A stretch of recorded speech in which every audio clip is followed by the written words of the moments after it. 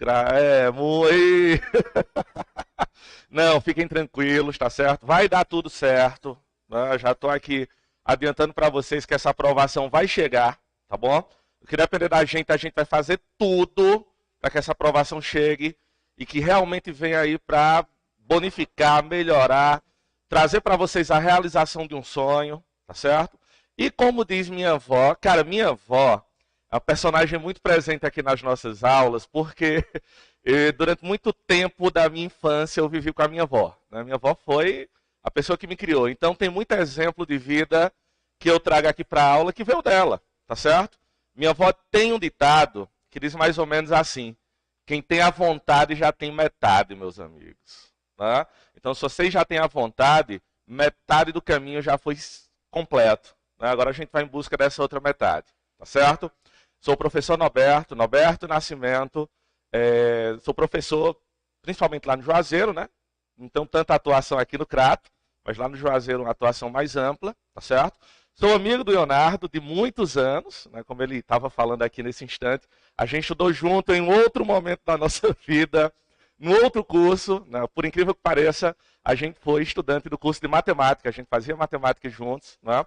E aí eu pulei fora da matemática, não era a minha praia, né? Não era para mim. Gostava da matemática, mas eu deixei a matemática para o Leonardo, que ele é mais desenrolado nela do que eu. Né? Então, de lá para cá, eu venho dedicando a minha vida ao estudo, principalmente das ciências humanas, né? História, geografia, atualidades. Né? Sou professor de geografia, principalmente de atualidades, tá certo? E trabalho principalmente em turmas de concurso, pré-vestibular, nível superior também. Né? A gente está aí quebrando um galho onde for possível, né? Chegando onde é permitido, tá certo? É um prazer, desde já, agora, meus alunos, né? Acho que, para mim, a maior satisfação é olhar para uma turma e dizer: meus alunos, queridos alunos, né? Eu estou aqui realmente para garantir para vocês a melhor aula de geografia não, perdão, que é a atualidade, né? Atualidades e História do Ceará, a gente vai ficar com essas duas disciplinas, tá certo? Atualidades e História do Ceará, a melhor possível, tá certo? Outra coisa também, já para a gente aproveitar e falar aqui um pouco sobre a nossa metodologia, né? Eu não sou aquele tipo de professor que tenta regular o tempo da aula e tipo, não, pessoal, pergunta não, porque vai acabar atrapalhando o andamento. Não, sem problema com relação à pergunta. Eu sei que na maioria das vezes vocês têm muita dúvida com relação aos conteúdos. Já estou me disponibilizando aqui, tá certo? Depois peguei meu WhatsApp aí com o Leonardo, não tem problema. Pode mandar pergunta. Às vezes eu só demoro a responder porque a vida é na sala de aula, né? Então, normalmente eu respondo tudo no final do dia ou no fim de semana, mas eu sempre respondo, tá certo? Então está aqui completamente disponível para vocês. Sintam-se à vontade, né? Agora, queridos alunos, né, meus alunos, e vamos lá que essa aprovação vai chegar, tá certo?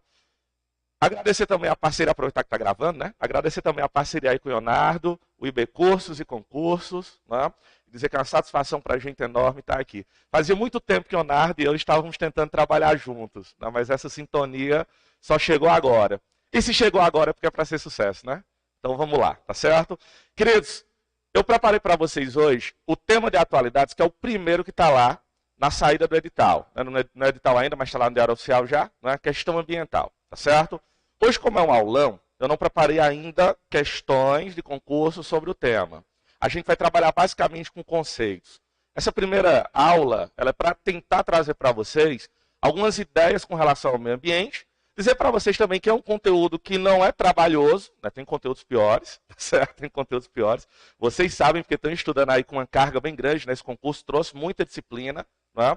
Então, a atualidades, História do Ceará não vai ser a grande dificuldade do curso de vocês. Né? Então tem conteúdos mais casquinhas. Esse daqui é um conteúdo até mais tranquilo, porque é um conteúdo do nosso dia a dia. Né? Falar sobre as questões ambientais é falar sobre a nossa sobrevivência. Então não tem tanta dificuldade aqui. Às vezes o que nos escapa um pouco é pura e simplesmente um conceito ou outro.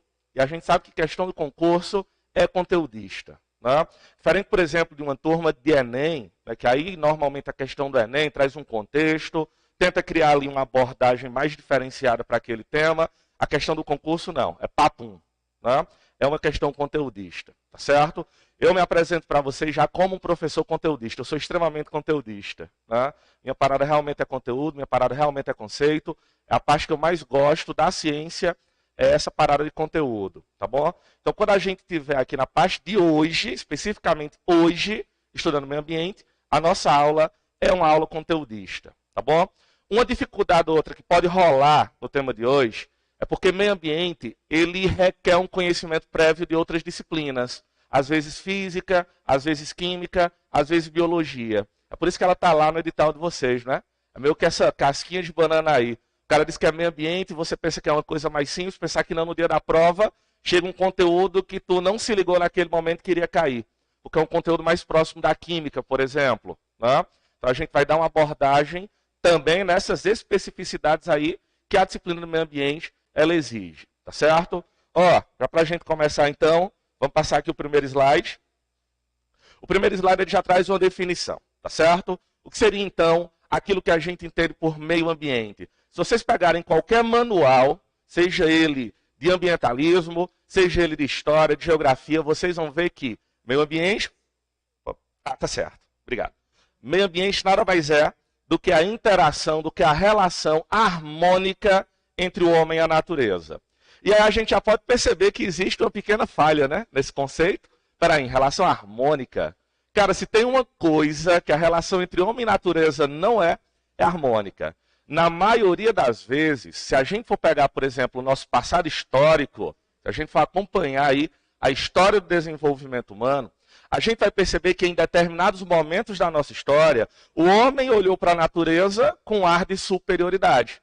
E aí, ó, cá para nós, né, com o conhecimento que eu tenho do tempo de história que eu já estudo, todo momento em que o ser humano olhou, seja para outro elemento da natureza, seja para a própria natureza, ou para outro ser humano com olhar de superioridade, deu problema, tá certo? Olhar para a natureza com esse olhar de superioridade foi extremamente problemático. Por quê? Porque fez com que a gente pensasse na natureza simplesmente de forma mecânica. Ah, vocês já devem ter ouvido alguma coisa desse tipo. A natureza está aí para nos fornecer matéria-prima. Ela está aí para isso, tá certo? Só que a gente tem que lembrar que aquilo que chamamos de recursos naturais, olha só, coloca aqui, ó, recursos naturais, eles são finitos, tá certo? Todos os recursos naturais, eles são finitos. Tudo que existe hoje, um dia vai deixar de existir. O mundo da física, ele não trabalha com infinito, né? Aí vocês que estudam matemática muito mais do que eu, vocês sabem que infinitude é uma grandeza matemática, né? É a matemática que se trabalha com infinito. O mundo físico, o mundo real, nada é infinito. Ai, Norberto, nem o amor que eu sinto pela minha namorada, pelo meu namorado. É complicado, né? Mas assim, nada é infinito, tá certo? Tudo que existe no mundo real, no mundo físico, um dia vai deixar de existir. O nosso papel, enquanto cientista, enquanto sociedade, é fazer com que ele dure o máximo possível. Daí, por exemplo, a própria ONU traz para a gente a ideia de desenvolvimento. Vocês já ouviram essa palavra, né? Já ou não já? Sustentável. Muito bem. Desenvolvimento sustentável. Essa ideia vai ser apresentada pela ONU na primeira vez na história, por volta da década de 80. Ela vai ser uma ideia retirada do famoso relatório Brundtland. Vocês já devem ter ouvido falar também. A Brundtland, ex-premier da Noruega, é uma das mulheres que ajuda, que contribui lá com a reunião de Estocolmo 72. Calma, no decorrer do curso eu vou falar sobre toda essa parte da política ambiental para vocês, tá certo? Hoje, como eu disse, a gente está apresentando conceitos. Né? Então a Brundtland ela vai trazer pela primeira vez na história essa ideia de desenvolvimento sustentável, tá bom?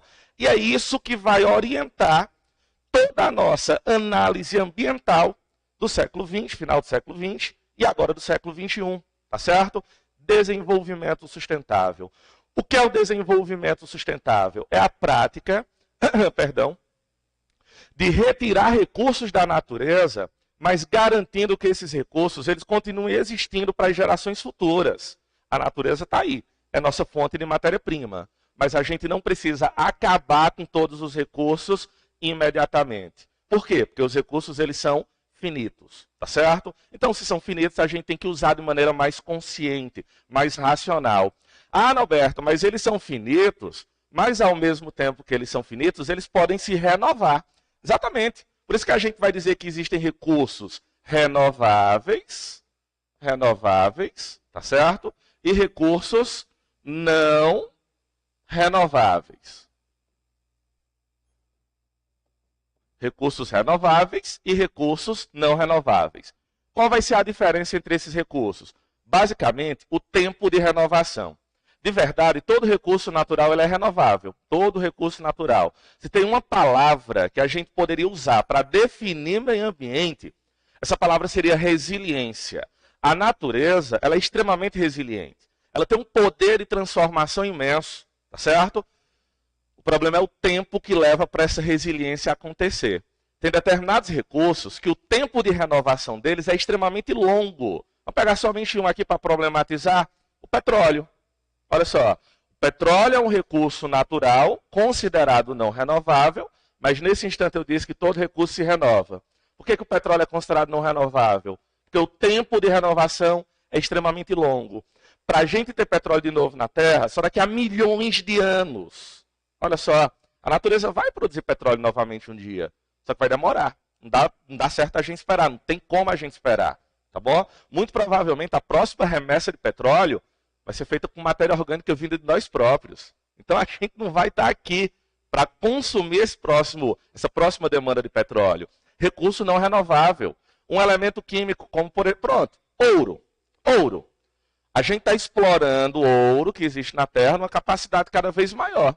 Já existem determinadas áreas que no passado eram produtoras de ouro. O Brasil, por exemplo, é uma delas, que hoje já praticamente não existe mais ouro. A gente está levando à aniquilação desse recurso. Olha só. Nunca mais vai ter ouro na Terra, no Brasil, quando a gente conseguir explorar tudo? Vai.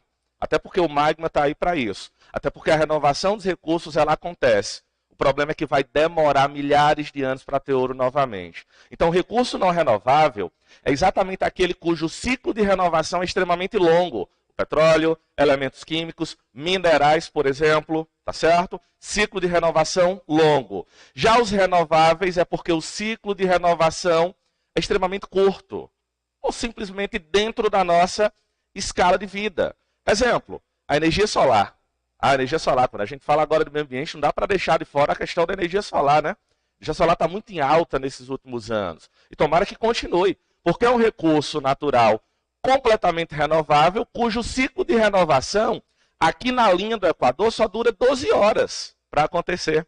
A cada 12 horas, nós temos sol novamente. Então, esse é um ciclo de renovação extremamente curto. Por isso, o sol é considerado um recurso natural renovável, tá certo? Já elementos químicos, minerais, o próprio petróleo, combustíveis fósseis não renováveis, tá bom? Então, voltando para lá, a interação entre meio ambiente, interação entre homem e natureza resulta naquilo que a gente chama de meio ambiente. Nem sempre as atividades humanas, como vocês estão vendo aí na nossa imagem, né, elas modificam o meio de uma forma que seja interessante para o próprio meio. Não sei se vocês já têm contato com o ambientalismo, mas existe dentro do ambientalismo algumas correntes ambientais que são até mesmo divergentes. Deixa eu apresentar 3 para vocês aqui. A primeira delas é a desenvolvimentista. Ela vai estar ligada a esse pensamento do desenvolvimento sustentável. A segunda delas é o que a gente vai chamar de ecocapitalista, uma visão da natureza de uma forma capitalista. Como é que funciona essa corrente ecocapitalista? É a corrente que vai acreditar que os recursos naturais, embora sejam finitos, mas eles podem ser utilizados à exaustão. Não tem problema se utilizar até a exaustão. Olha só. Por quê? Porque quando chegar aqui no momento da exaustão, ó, a ciência vai conseguir superar essa exaustão e garantir todos os recursos necessários para a vida humana. Então, os ecocapitalistas, eles têm uma crença muito mais fiel, muito mais cega na ciência, no desenvolvimento científico. E, na outra extremidade, né, se a gente puder colocar aqui os ecocapitalistas no extremo, na outra extremidade, eu voltei, então, os conservacionistas. Olha só, essa galera diz que a natureza ela deve ser mantida como um santuário intocado. Não precisa mais retirar nada da natureza. Vamos deixar a natureza aí do jeito que ela está, que está tudo bem. Tá certo? Ah, Norberto, mas isso não dá. Cara, eu também acho que não. Né? A natureza ela pode ser mantida como um santuário intocado. Quem defende esse tipo de pensamento acredita que com o que já existe, a gente simplesmente reciclando, dá para se garantir o pleno desenvolvimento de tudo aquilo que a gente necessita para a vida. Mas essas são simplesmente duas visões. Aquela que a gente vai adotar é a desenvolvimentista, que é a que é proposta para a ONU e é a que vai estar no edital de vocês. É a que preza o desenvolvimento sustentável. E o que é o desenvolvimento sustentável? É o uso racional. A natureza está aí, a gente tem como explorar, mas a gente tem que garantir também para as gerações futuras, tá certo? Vocês moram numa cidade que ela é privilegiada com a natureza, né? A cidade de Crato, ela tem uma natureza invejável, cara. Né? Dá para fazer inveja para o mundo inteiro essa chapada do Araripe que tem aqui.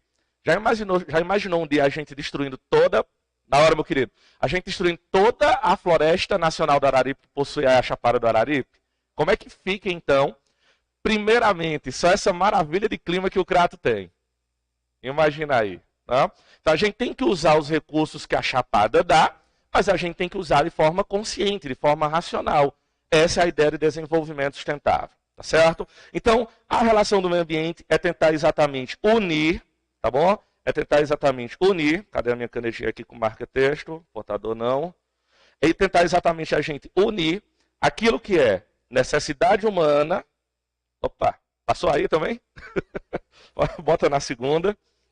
Aqui, né? Eu tô com a caneta. Caneta. Fazer um. Não, tá aqui. Caneta. Selecionar aí. Ah, aqui ela não vai não. Ô, gente, como eu coloquei ela? Ah, entendi. No caso fica igual a apresentação do Word mesmo aqui, né? Pronto. Então a gente tentar unir exatamente aqui a questão das necessidades humanas à máxima preservação da natureza, tá certo? Quando a gente conseguir fazer isso, todas as questões ambientais estarão solucionadas, estarão equacionadas, tá bom? Vamos passar para frente aqui. Olha só, quando a gente fala normalmente de questões ambientais, é sempre bom a gente trazer essa ideia e diferenciação entre dois elementos que fazem parte da do nosso pensamento de ambientalismo. O primeiro deles é poluição. Na maioria das vezes, as pessoas acham que poluir é simplesmente sujar um lugar. Ah, o lugar está muito sujo, contém aqui elementos que não fazem parte da dinâmica desse lugar. Exemplo, uma bolinha de papel amassada jogada aqui no chão da sala. Ela vai estar poluindo, é verdade, tá bom? Mas poluição não é somente isso. A palavra poluição, como vocês estão vendo aí, ela vem do latim poluere, que quer dizer sujar. Mas se a gente pegar aqui uma definição mais atual do que seria poluição, nós teríamos pelo menos 3 formas diferentes de poluir. Olha só elas aí, ó. A primeira forma, quando eu aumento a concentração de um elemento que é próprio do meio, tá certo? Um elemento natural, eu aumento a concentração desse elemento na natureza, daí também já é considerado poluição. Um exemplo, dióxido de carbono. Alguém aqui duvida que o dióxido de carbono não seja um gás natural? Acredito que não, né? Ele é encontrado na natureza, ele é um gás natural.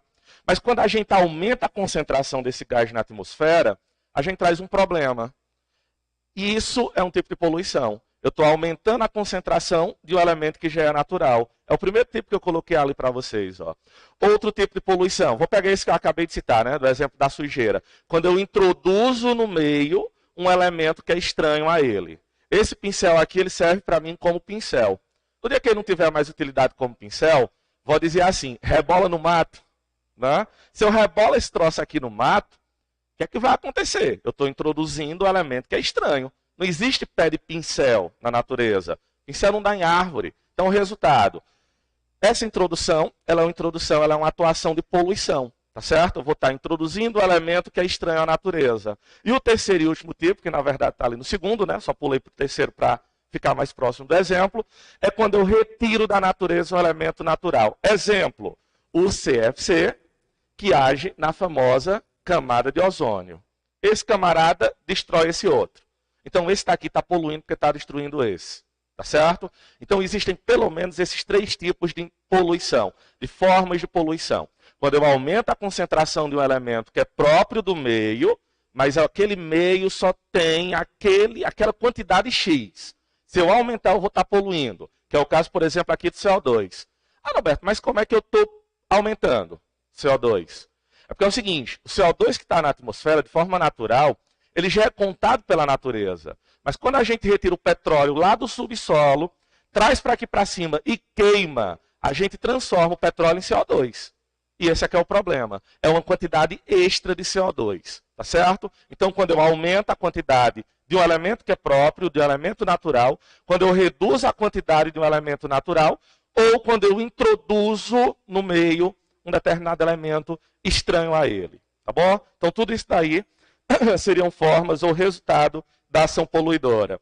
Não confundam poluição com impacto ambiental. A impacto ambiental é outra história. Está vinculado à poluição? Tá. Mas o que é o impacto ambiental? Qualquer alteração sofrida pelo meio, não importa qual é a origem, não importa qual é a forma, não importa se é diretamente humana. Às vezes é uma ação indireta. O ser humano agiu, atuou aqui de uma determinada maneira, mas a natureza respondeu de outra. Isso é impacto ambiental. Tá certo? Então, impacto ambiental é a resposta da natureza a uma ação inicial humana. É a reação da natureza à ação humana. Vocês já ouviram falar na terceira lei do Newton, né? Ação e reação. Cara, essa lei rege o universo. Quer dizer, eu não sou da física, não sei se eu posso dizer que rege o universo, né? Mas pelo menos todas as relações aqui na Terra, ela rege. Ação e reação. Com a natureza não é diferente. Quando o homem age, a natureza reage. Quando o homem aplica algum tipo de ação mínima, a natureza reage de forma mínima. Quando o homem aplica uma ação máxima, a natureza reage de uma forma máxima. E aí a gente vai ter a terceira lei de Newton em atuação aí no que diz respeito ao impacto ambiental. A resposta da natureza a uma ação inicial humana. Ah, Norberto, quando a ação de desmatamento ela chega nesse nível aí a natureza vai responder, deixando a Terra cada vez mais difícil de garantir a nossa sobrevivência. Vocês são muito jovens. Eu não sei se vocês já ouviram falar. Eu sou um pouco, talvez um ano mais velho que vocês. Eu lembro de um cantor que tinha no passado, chamado Raul Seixas. Vocês já ouviram falar de Raul Seixas? Cara, tem uma música do Raul Seixas que ele fala mais ou menos assim: buliram muito com o planeta, pois o planeta como um cachorro eu vejo. E se ele não aguenta mais as pulgas, se livra delas no saculejo. Olha só. Cara, na metáfora do Raul Seixas, as pulgas somos nós. Né? E a gente está coçando aqui o planeta, a gente está coçando o planeta. E segundo a visão do Raul Seixas, lá na década de 70, olha só, vai chegar um momento em que o próprio planeta não vai mais nos querer. E vai se livrar da gente no saculejo. E sabe o que é mais louco? É pensar que depois que a raça humana não estiver mais aqui, a Terra vai continuar. E vai continuar a se brincar muito melhor do que o que ela foi antes da gente estar aqui. Lembra que a natureza é resiliente? Se cair questão ambiental no concurso de vocês, meu amigo, não tenha dúvida não. Resiliência, a natureza ela é resiliente. Só que aí tem outra questão. Quando a gente fala de economia, às vezes a ecologia não satisfaz as necessidades econômicas. Quando você estiver diante de uma questão que coloque um pensamento ecológico de um lado e uma função econômica do outro, tenha toda certeza que a viabilidade econômica ela vai ter mais peso. Tá certo? A viabilidade econômica ela sempre vai ter mais peso. Deixa eu dizer uma coisa bem simples para vocês. Vocês já ouviram falar naquela tal política dos 3 R's, né? Reciclar, reutilizar, reduzir. Na verdade já aumentaram para 5 R's, que hoje já se fala de 7 R's. Né? Vamos pegar só esses 3 aqui. Reciclar, reutilizar, reduzir. O primeiro, reciclar. A reciclagem é uma coisa que não tem como criticar. Né? Está muito de acordo com o pensamento ambiental e também com o pensamento econômico. Então a reciclagem é uma coisa favorável às duas. Mas em todas as situações, não. Tem coisa que não se recicla. Por que não se recicla? Porque custa mais barato retirar a matéria-prima da natureza. Deixa eu dar um exemplo. Um exemplo que eu acabei de lembrar, até melhor do que o que eu ia dizer. Vocês sabem que não pode jogar óleo de cozinha no ralo da pia, né? Entopa o cano, né? Cria uma bucha, principalmente com feijão, né? Entopa a canalização, mas o óleo de cozinha também polui a água. Uma colherzinha de chá de óleo de cozinha polui 1000 litros d'água. Olha a proporção. Né? O que é que a gente faz com óleo de cozinha? Não sei vocês, mas lá na minha casa a gente guarda tudo no recipiente e entrega lá para uma senhorinha que é do bairro que faz sabão. Né? A gente faz a doação lá para ela. Quando vai colocar o óleo de cozinha para doação, não coloca na garrafa PET. Por que, Norberto? Coloca no tubo do óleo mesmo. Né? Coloca no tubo do óleo mesmo. Garrafa PET é 100% reciclável. Mas se tu coloca óleo de cozinha dentro dela, aí já não serve mais para reciclagem. Por que não serve para reciclagem? Porque eu vou ter que lavar. Eu vou gastar água, vou gastar sabão. É mais barato tirar o produto da natureza. Olha só. Então tem coisa que não se recicla por causa da viabilidade econômica. Então qualquer questão, meu amigo, trouxe para você uma, sei lá, proposta de solucionar um caso. Se você ficou diante da economia de um lado, ecologia do outro, a viabilidade econômica ela sempre vai ter mais peso, tá bom?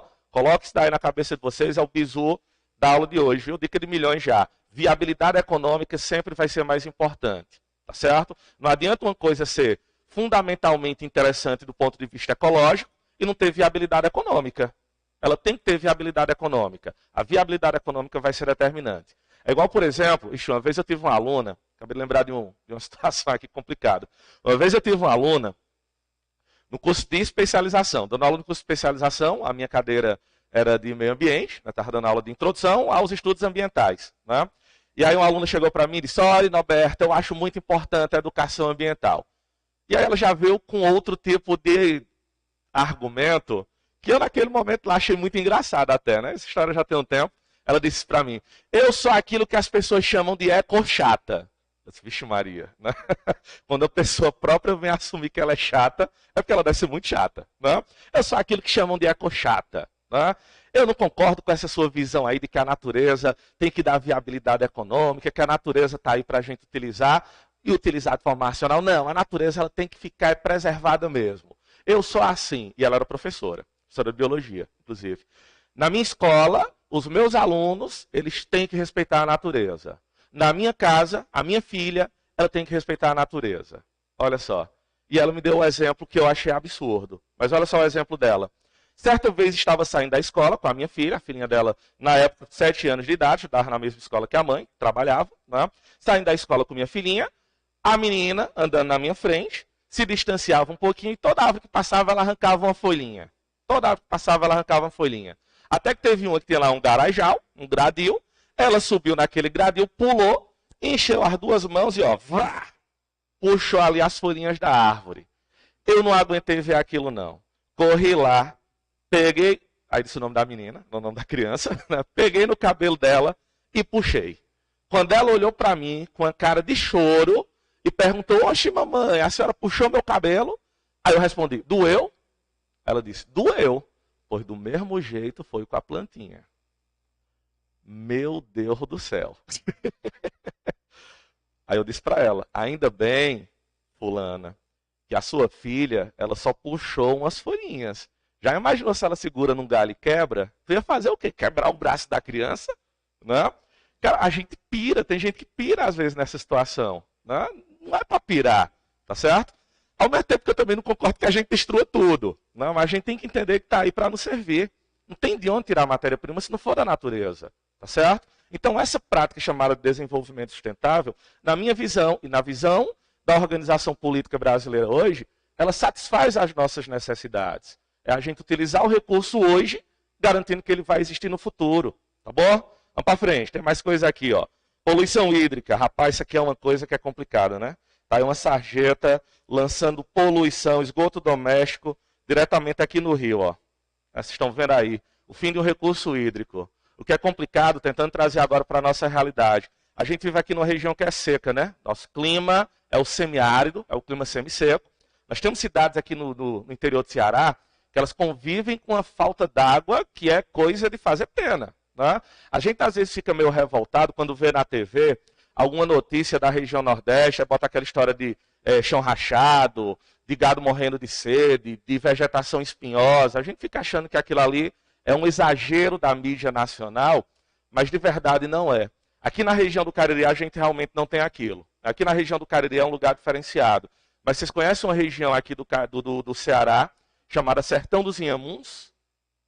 Né? Para quem conhece Sertão dos Inhamuns, Tauá, Arneiroz, né? Sabe que aquela é uma região onde falar de chão rachado não é exagero. Olha só, onde mostrar vegetação espinhosa típica de Caatinga não é exagero. Aqui no Crato é, cara. Vocês têm a Chapada da Araripe, a flor na zona aí, ó. Agora em Arneiroz não é.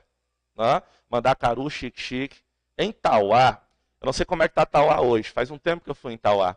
Mas em Tauá, há um tempo atrás, era complicado você encontrar água boa para beber. Era complicado você encontrar água boa para beber. Então, assim, obviamente, existe exagero naquelas informações. Não é? Mas também não é totalmente exagerada. Se a gente mora numa região que o clima não é totalmente úmido, nosso clima é semi-seco, a gente deveria pelo menos cuidar melhor aqui dos nossos recursos hídricos. Mas a gente faz isso. E quando eu digo a gente, não é ação individual, não é eu, não são vocês. Não é? Isso é coisa que já estava aí antes da gente chegar.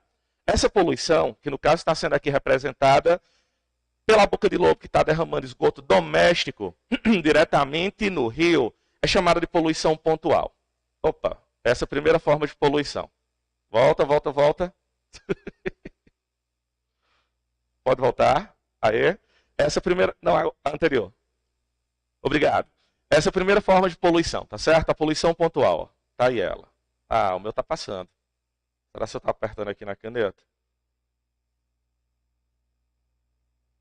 Olha aí. Né? Tá aqui ela, ó, poluição pontual. Tá certo? O que seria essa poluição pontual? É quando você vai ter uma descarga. Uma é pontual. Se eu tenho uma descarga, eu consigo, obviamente, impedir, sei lá, saneamento básico, né? A cidade Crato está aí, mostrando para o mundo inteiro que vai fazer saneamento básico de 50% da cidade até 2024, né? É uma forma de resolver uma situação como essa. A pontual nem é tão problemática, a gente consegue solucionar de forma mais rápida. O problema vem nessa outra aqui, ó, a difusa, tá certo? Por que a difusa? Porque ela tem vários vetores, ela tem várias origens, não é um único lugar. Deixa eu dar um exemplo aqui mais importante aqui para vocês. Vocês já viram a cidade de Juazeiro do Norte depois da Romaria? Como é que fica a cidade de Juazeiro depois da Romaria? Tá chegando aí uma Romaria, né? Quando for quarta-feira da semana que vem, aliás, daqui a 15 dias, dia 2 de novembro, termina a Romaria lá. Dá uma volta pelo centro. A cidade fica que é um lixo só. Imagina, por exemplo, chover na cidade depois da Romaria. Vai levar esse lixo todo para um único lugar. Tem como controlar esse lixo para impedir que ele chegue no rio? Tem não. É uma poluição difusa. Ela vai chegar de vários cantos. Então essa se torna mais difícil. A outra, a poluição sedimentar. Ó. Sedimentar é acúmulo. Toda vez que você escutar essa palavra, sedimentar, ela vem de acúmulo. Tá certo? Acúmulo de elemento poluidor em algum determinado rio, lago da nossa região, da nossa cidade. Tá certo? A biológica, a presença de determinado elemento patológico.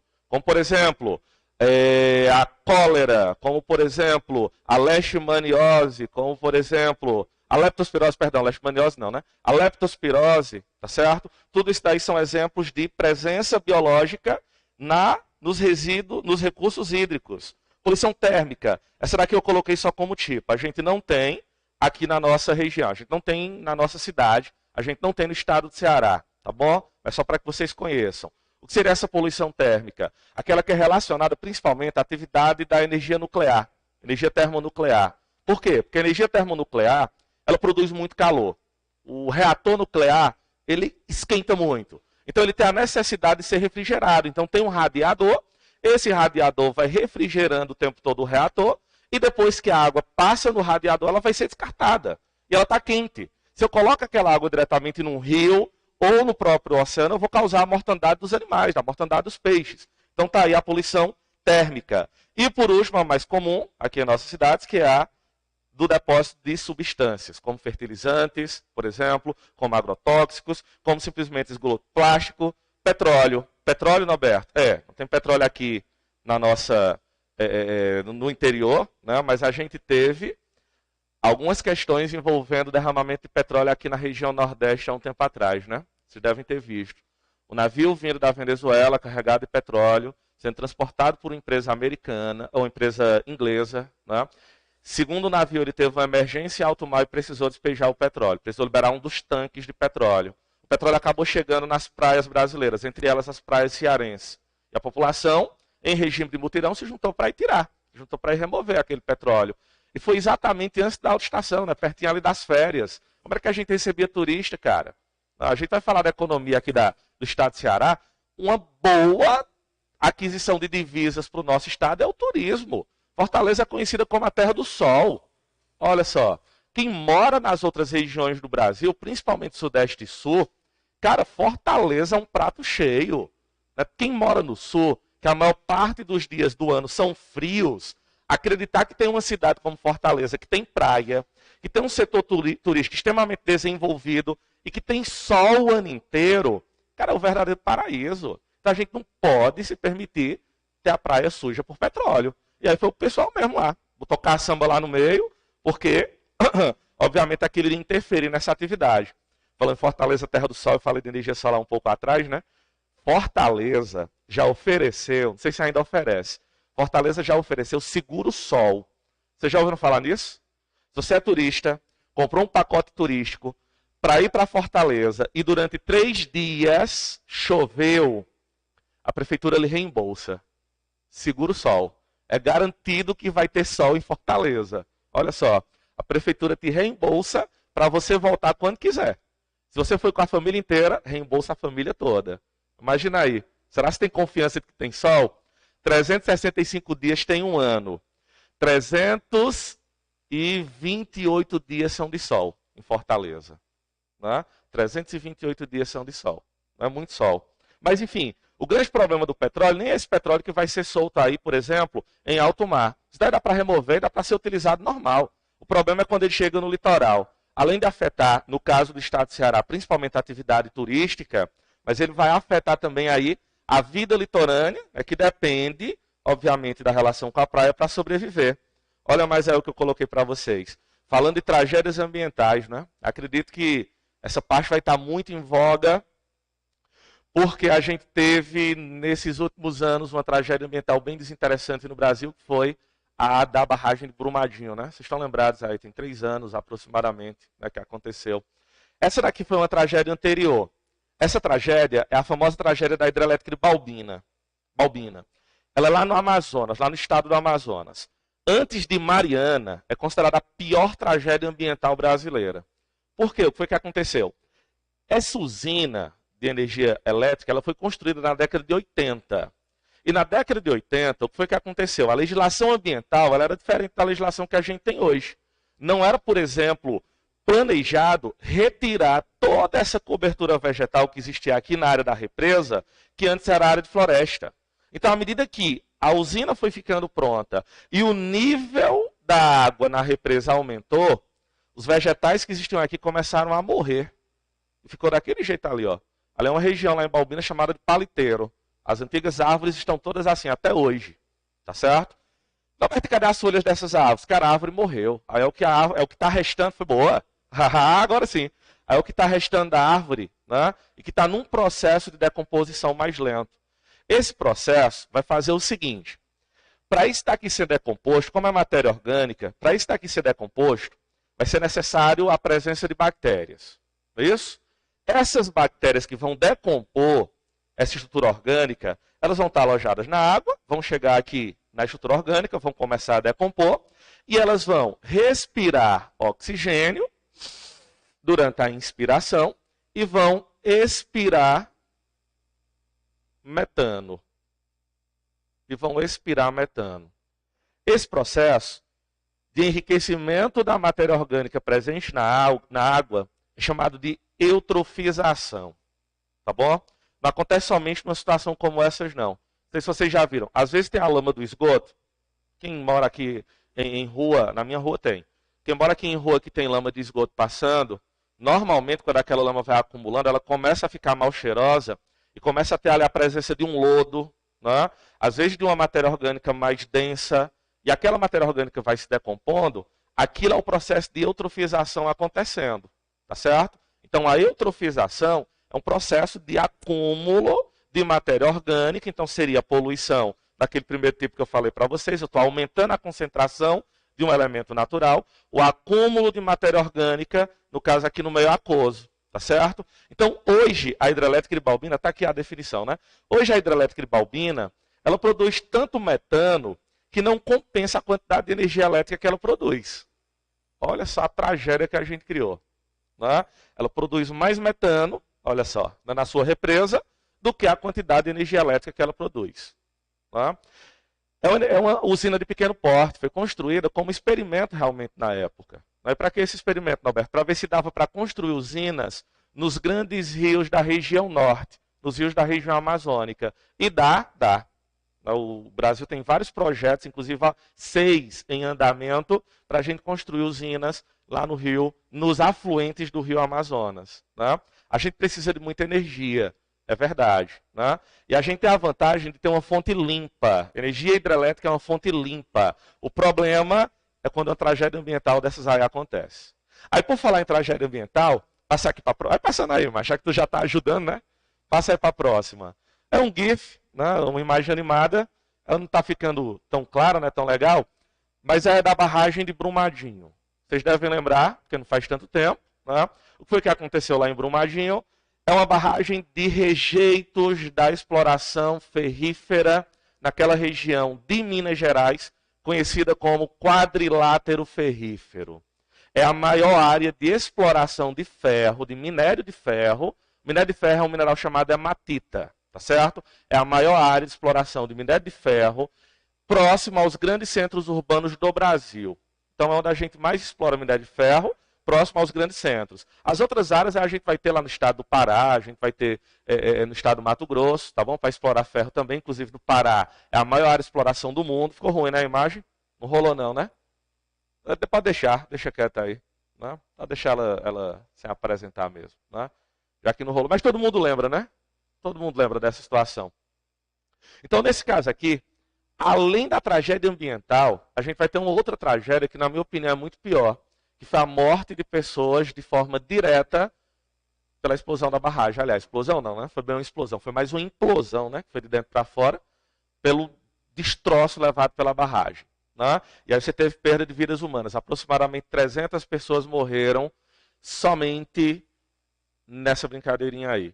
Sem falar do dano ambiental, então, né? O dano ambiental foi o fim do córrego do Feijão, foi o fim de uma boa parte do trecho do Rio Doce, tá certo? O rio que corta essa região aí. Pode deixar ela, pronto, deixar assim. Não precisa soltar o GIF, não. Deixa ela paradinha aí que fica legal. Né? Então, nessa ação aqui, o que foi que aconteceu? Não segura não, né?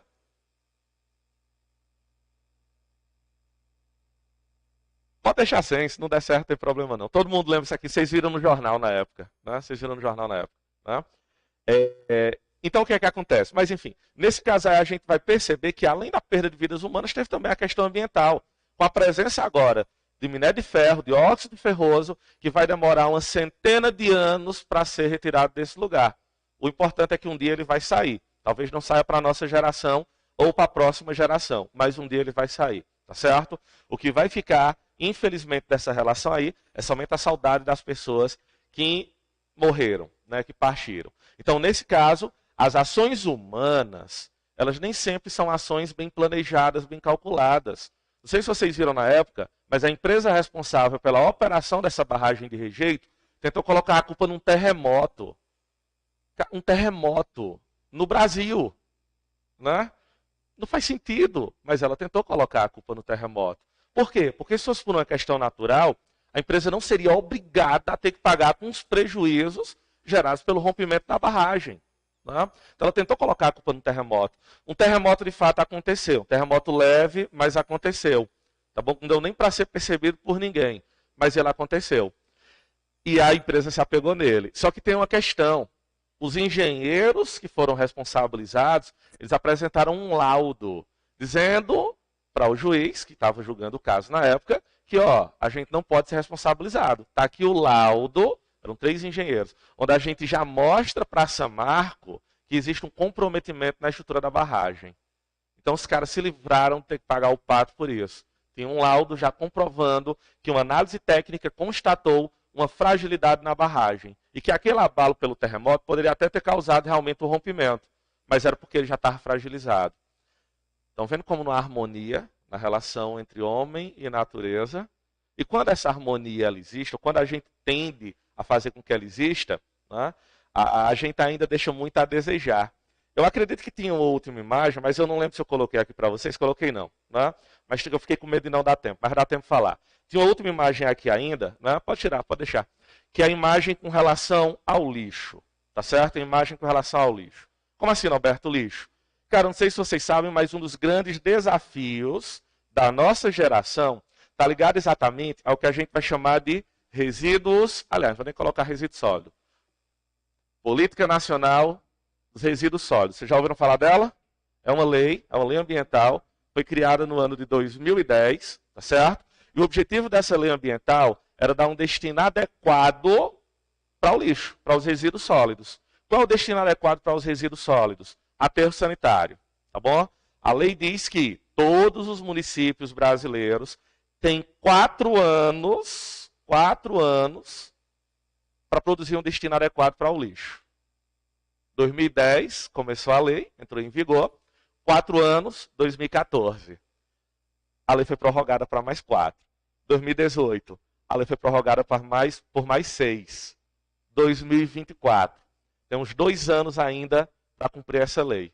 Ah, Norberto, e os municípios aqui do estado de Ceará, eles estão cumprindo a lei? Cara, nós temos quantos municípios aqui no estado de Ceará? Ixi! Rolou uma dúvida aí agora. Quem não é cearense? Quem não é de Ceará aqui? Muito bem, então. Vocês têm que acertar. Todo mundo é cearense. São 184 municípios. Tem errar por 3. Ia ficar na margem de erro, né? 184 municípios. Desses 184 municípios, só 3 possuem aterro sanitário. Brejo Santo. Não, Maurício não tem não. Aterro sanitário? E cara. Então esse daí tá fora da minha estatística. Onde é? Na Palestina, é? Palestina tem aterro sanitário? Olha aí, rapaz. Né? Eu não conhecia. Eu conheço a Palestina, mas não sabia do aterro sanitário lá não. Mora lá?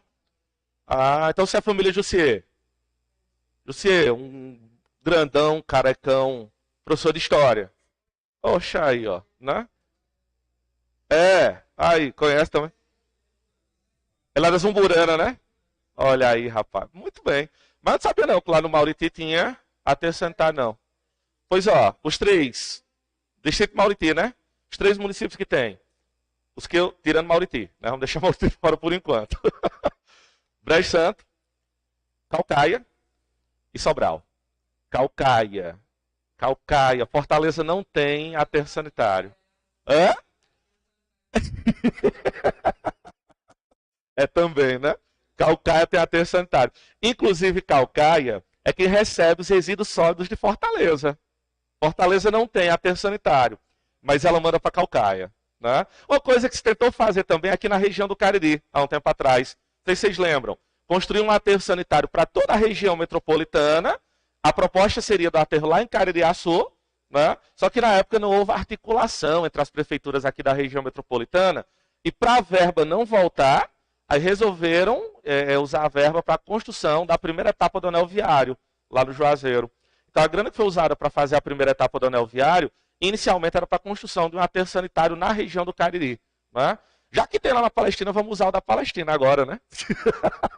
O que é interessante. Né? É muito interessante para o município, porque vai estar associado agora a fábricas de reciclagem. Né? Porque o que vai para o aterro sanitário não é o que vai para um lixão. O aterro sanitário é uma estrutura completamente diferente. Quando eu estiver falando lá das leis ambientais, eu mostro para vocês uma imagem propriamente de um aterro sanitário e o que é que a letra da lei pede para que seja feito. Tá bom? Queridos, queridos estudantes, né? É um prazer estar aqui com vocês. Foi um prazer conhecê-los. Né? Foi um prazer falar um pouco sobre o nosso curso, tá certo? Espero que tenham gostado. Né? Isso foi só o comecinho, né? Só para deixar um gostinho de quero mais, só para deixar uma vontade em vocês de querer realmente estudar e garantir com vocês e garantir para vocês aqui o compromisso. Firmei no início da aula, né, mas chegou gente depois, vou repetir. Firmar aqui com vocês o compromisso, né, garantir esse compromisso, que a gente vai estar aqui sempre com a melhor aula de atualidades, história do Ceará, para garantir a conquista desse sonho, a conquista dessa aprovação. Tá certo? Vão por mim que vai dar tudo certo. Um cheiro, fiquem com Deus, até a próxima, se Deus quiser. Boa prova, boa sorte, boa tudo já desde agora, né? Vamos começar a destruir essa prova já de agora, tá bom? Um abraço e valeu. Não sei se o Leonardo vai querer vir aí agora.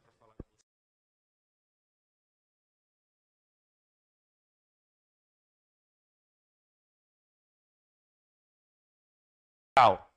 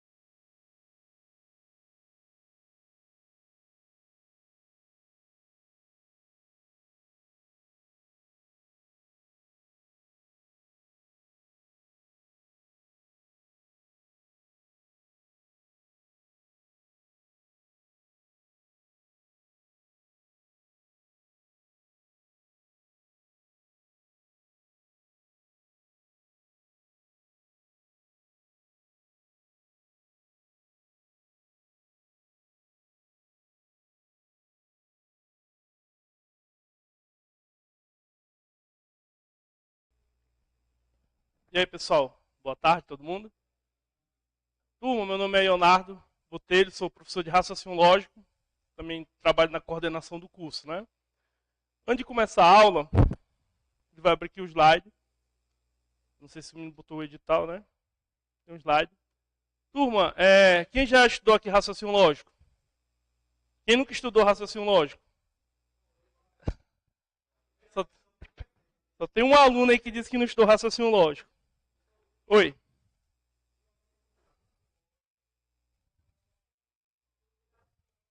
Bom, muito bom. A gente tem aqui uma apostila do curso, viu? Muito boa, cada professor vai fazer a sua. Então, turma, se alguém tiver algum comentário aqui no que está assistindo em casa, você pode mandar.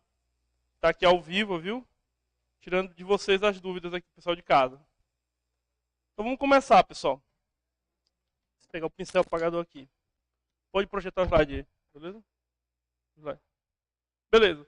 Turma, a gente aqui eu vou ter 1 hora de aula com vocês. Antes de antemão, eu vou falar um pouco sobre a equipe do curso, tá bom? O nosso professor de português vai ser o professor Victor Linardi. Vocês conhecem ele? Já vai ser sábado que vem, aula com ele, tá tranquilo? Ele vai pegar uma parte da tarde. Outra vantagem do curso. Nosso curso aqui do IB Concurso vai ser o único curso do Cariri que vai ter aula de segunda a sábado. Vocês estão me entendendo? Aula de segunda a sábado. Aí você pode escolher se você quer fazer o modo completo ou o modo só do sábado. E as aulas vão ser gravadas, tranquilo? As aulas vão ser gravadas.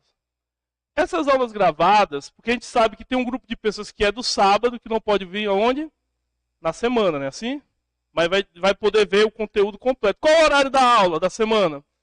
Ser das 18h30 às 21h30. Então é o único curso do Cariri que é de segunda a sábado. E o único curso do Crato, se eu não me engano, vai ter todas as disciplinas. É isso mesmo, né? Todas as disciplinas. Até onde eu fiquei sabendo. Turma, vale a pena você investir esse dinheiro no curso para a sua vida? Vale. Por quê? Porque esse curso aqui, a equipe de professores, eles vão pegar na sua mão e vão levar você até onde? Até a prova. Entende? Por exemplo, eu ministro aula e o Norberto aqui há mais de 15 anos, quase 20 anos, né? Eu já vi centenas de alunos serem aprovados, tranquilo? Uma vez eu estava ali no restaurante, ali no Coisa do Sertão, eu comendo à vontade de ver um aluno PM dele nas minhas costas. Pá, tudo bem, professor? Aí, quase que eu me engasgava, né? Eu sou só aluno da PM, fardado. Então, a gente fica muito feliz quando é recebido desse jeito, futuramente vocês, né? Tem que ter cuidado para não bater muito forte, tranquilo? Muitos alunos já passaram no concurso da PM. A gente vai colocar no grupo para vocês verem, os que já foram aprovados, tranquilo? E aí, qual é o segredo da sua aprovação? Primeiro ponto para você ser aprovado é você ter o desejo de pagar o preço. Não é assim? Se você tiver o desejo de pagar o preço, vocês vão realizar esse grande sonho de ser um concurseiro vencedor. Resumindo aqui, eu, um dia, sentei onde vocês estão sentados. Tranquilo? Não sabia de nada. Não sabia nem o que o professor estava falando. Mas eu tive coragem de quê? De perseverar. Qual foi o resultado? Não só eu, como vários amigos meus, passaram tanto no concurso da PM, como no concurso de bombeiro. Eu te pergunto, tu acha que eu estou arrependido de ter sido aprovado no concurso? Você acha que eu me arrependi? Não, pessoal. Por quê? É um trabalho que depois que vocês passarem no concurso da PM, né, assim que vocês desejam da PM, vocês vão ter uma nova vida. Vocês vão ter estabilidade financeira, vocês vão ter férias, vocês vão ter um cargo público, não é assim? Então, vocês agora, foi dada a largada. Se esforce, invista tudo que você possa investir. Tinha um aluno nosso, que ele tinha uma bicicleta, ele vendeu a bicicleta, pagou o curso e passou. Então, acho que ele se arrependeu hoje, o que, é que você acha? Tinha um outro aluno, que eu não vou dizer o nome, que ele é policial militar, ele mora aqui na rua do curso. Ele vivia jogado no chão, não queria estudar, não queria fazer nada. Aí uma pessoa do curso puxou ele para dentro do curso. Jogou ele aqui no curso. O cara estudou só 3 meses, ou foi 2 meses, e passou na PM. Ele era o cara que você não acredita. Ninguém acreditaria nesse rapaz. Tá entendendo? Ninguém acreditaria nele. Mas hoje, como é que ele está? Um dia desse eu vi ele passando todo forte. E já tinha a namorada do lado. Já ficou bonito. Não é assim? Então eu quero dizer uma coisa para você. Se você não se sente bonito, depois que você passar no concurso público, você vai ser a pessoa mais simpática, a pessoa mais bonita. Então vale a pena você pagar esse preço, viu? Você que atualmente não está pegando nem gripe, né? Você tem que entender o seguinte, que não é questão de namorar ou não namorar, ou casar ou não casar. O que está em jogo é o seu futuro, tranquilo? Então, parabéns vocês que vieram até aqui, estão até aqui no momento para fazer esse concurso. Se alguém quiser alguma informação, você pode falar com a gente no WhatsApp. Nós vamos colocar na descrição desse vídeo, tá bom? E você também pode falar com a gente no final. O que nós queremos é aprovar você nesse concurso público, tá bom? Então, hoje é o primeiro dia de aula, uma aula aberta. Pode passar aí, por favor? Vamos lá. Vamos começar aqui agora. Turma, eu peguei essa questão da IDECAM. Bora ver o que é que diz a questão. Diz o seguinte, ó. Pode abrir a tela. Diz o seguinte. De acordo... Vamos ler. O que está escrito? De acordo com a sequência alfanumérica a seguir, assinale a alternativa que representa corretamente o termo da posição qual? 129. Aí tem as opções. Antes, você está vendo aí que existe um carimbo. Perceba aí comigo que existe um carimbo. O que é esse carimbo? É um elemento que está se repetindo com muita frequência. Quem é esse que está se repetindo com muita frequência? Alguém identificou? Você percebeu que está repetindo, sim ou não? Ó, a repetição aqui, ó. Tá ou não está repetindo? Sim ou não? Tá ou não está? Brasil o quê? E isso fica se repetindo várias vezes. Ele quer saber qual é a posição da letra ou do número, na posição qual 120 e...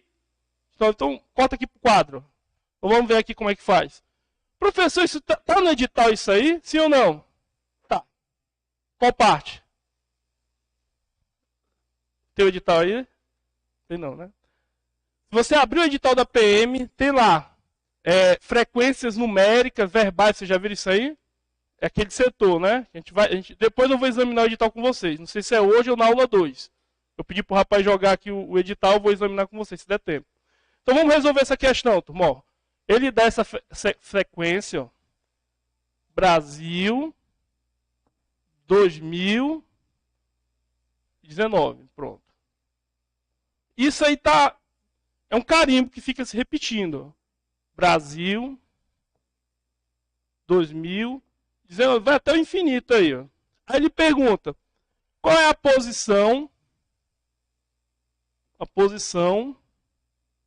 do número qual?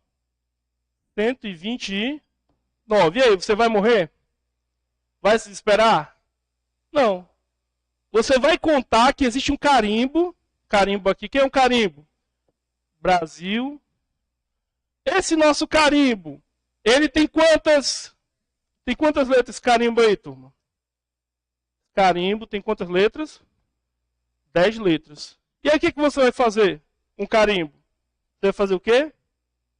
Você vai o quê? Vai pegar o número total, o total que ele deu, vai dividir por quem? Pelo carimbo. Pelo carimbo. Por quê, professor? Se eu tenho 129 letras, e eu tenho um carimbo composto de quantas letras, meu carimbo? De quantos? De 10. Então, se eu pegar 129 e ficar fazendo grupinho de 10, não vou fazer vários grupos de 10, sim ou não? Vai chegar lá no final, o momento que vai sobrar o resto. O que importa é o quê? O resto. Então, se liga, eu tenho um total, vou dividir por quem? Pelo carimbo. O que eu vou ter aqui? Aqui eu vou ter o quê? O resto. O resto que é importante para a gente. E aqui eu vou ter o quê? A quantidade de quê? De carimbos que se repetem. Vocês estão entendendo, turma? Sim ou não? Carimbos, né? No plural. Então o que eu faço aqui, turma? Esse tipo de... Qual é o segundo passo depois que eu sei o carimbo? Dividir o total por quem? Pela quantidade do carimbo. E o que importa para a gente é o quê? O resto. Então vamos fazer aqui, turma. O que acontece? Ó? Chega aqui, 129, dividido por quem? Por 10. Turma, com 129, eu formo quantos grupos de 10? Formo quantos grupos? 12 vezes 10, quanto é 12 vezes 10? É 120? Então eu vou formar quantas quantidades de carimbo? 12 carimbos, não é assim? Mas o que é importante para a gente? O que é relevante? Pega o 120, subtrai de 9, o importante para a gente o que é? O resto. Nosso resto foi quanto? Galera, isso aqui que é importante, ó. Isso que é relevante, é o resto. Turma, se o resto fosse 1, seria quem? B. Se o resto fosse 2? Se o resto fosse 2, que era? R, né? Se o resto é 3, que é? Ora, então quem é o resto 9? É só ir contando. O resto 9 quem é? 1. Esse aqui é o resto 9. Então o número vai ser qual? 1. Vocês entenderam? Sim ou não? Então entendeu? Então você tem aqui o carimbo Brasil 2019. Professor, meu resto foi quanto? Foi 9. Se o meu resto é 9, terminou em quem aqui? Qual o número 9? 1. Você tem aqui, ó. 1, 2, 3, 4, 5, 6, 7, 8. E o bonitão daqui, quem é? 9. Então, qual a resposta daí? Abre a tela. Letra qual? Letra E. Então, esse assunto é chamado que? Assunto que? Carimbos, tranquilo? Tranquilo. Tem em algum livro? Pode ter, né? Isso cai em prova? Cai muito. Eu tenho uma apostila que eu botei mais de 50 questões só desse assunto. Tranquilo? Sobre carimbos. Estou fazendo só uma questão para vocês. Está dentro do edital isso? Tá. Está em qual parte? Alguém lembra do edital? Sequência verbal, numérica, né? Assim? Então vamos lá. Próxima questão. Como é? Pronto, o menino fez uma boa pergunta. Disse o seguinte, professor, e se eu pegar o total e dividir pelo carimbo e o meu resto for igual a 0? O que isso quer dizer?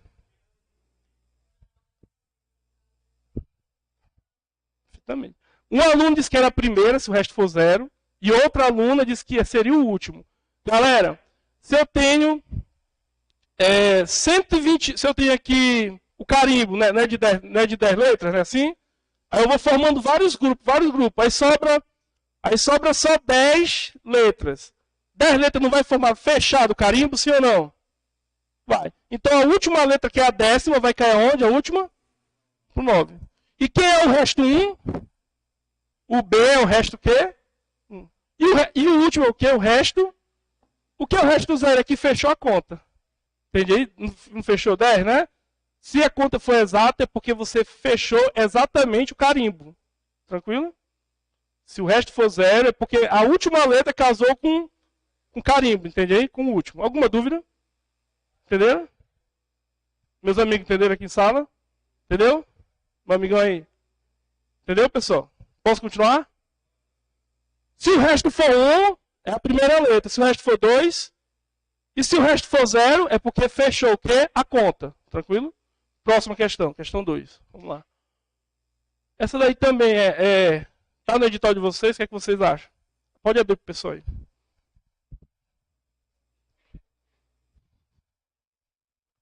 Pense aí. Tempinho para vocês fazerem aí.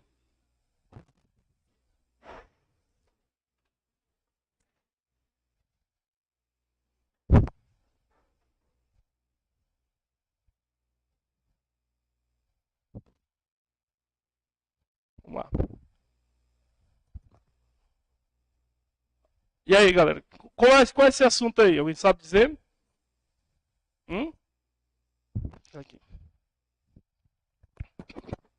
Pode abrir aí. Abre tudo aí para mim. Abriu? Então, pessoal, esse assunto que nós estamos vendo, o assunto é calendário. Se eu não me engano, no edital tem lá de vocês falando sobre relação de tempo, né? Assim? Tudo que for tempo, tá ligado que é a calendário. Tudo que for visoespacial, tá ligado que é a figuras. Tudo que for verbal ou numérica, letras ou números. Tranquilo? Então vamos lá. Vamos fazer essa questãozinha. Diz o seguinte, ó. Em determinado ano, o dia 17/6, que é o dia do aniversário de Bruno, aconteceu numa segunda-feira. O aniversário da irmã de Bruno, Camila, é no dia 7 de novembro desse mesmo ano. O aniversário de Camila aconteceu em qual dia da semana? Então, pessoal, se liga aí, ó. Vamos ver aqui rapidinho. O assunto, nota aí, ó. Pode abrir, todo mundo vê aqui, ó. O assunto qual é? Calendário. Professor, onde eu encontro material para estudar disso aqui? Você vai no que concurso? Lá tem várias questões no que concurso, né? Calendário. Então, qual é o primeiro passo? Ele diz o seguinte, que o aniversário de Bruno, bonitão do Bruno,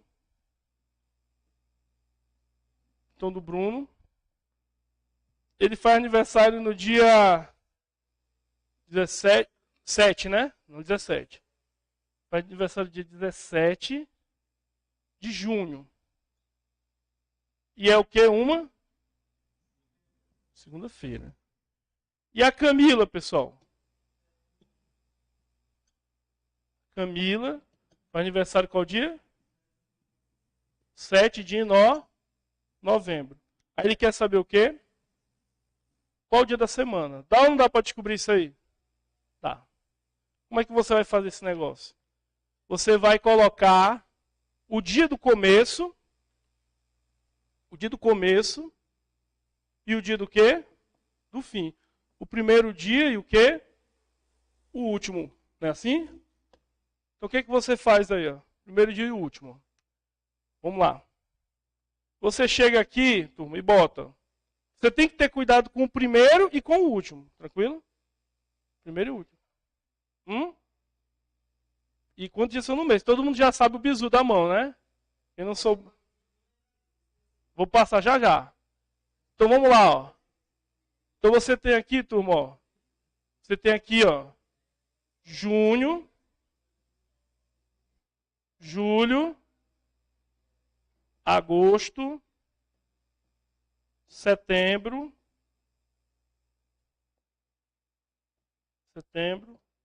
Outubro. E o que é aqui? Novembro. Então você tem esses dias aí, beleza? Então vamos ver aqui, ó. Vamos lá. O dia de julho, qual foi o dia que ele botou aqui? Foi o dia 17 de... Só que o mês de junho, você tem que lembrar o seguinte, ó. Os meses do ano, ó. Você fecha a mão, tranquilo? Ao fechar a mão, você tem o ossinho, né? Ossinho. E a depressão. Ossinho, depressão. Ossinho, depressão. Ossinho, depressão e vai. Você começa com um osso, né? Assim? Esse osso aqui é o quê? 31. Quando cai depressão, é um dia de 30 ou menos, não é isso? Com exceção de fevereiro. Ó, ossinho, 31. Aqui é o quê? Depressão. Fevereiro é o quê? 28, se não for bissexto, né? Aí depois, março.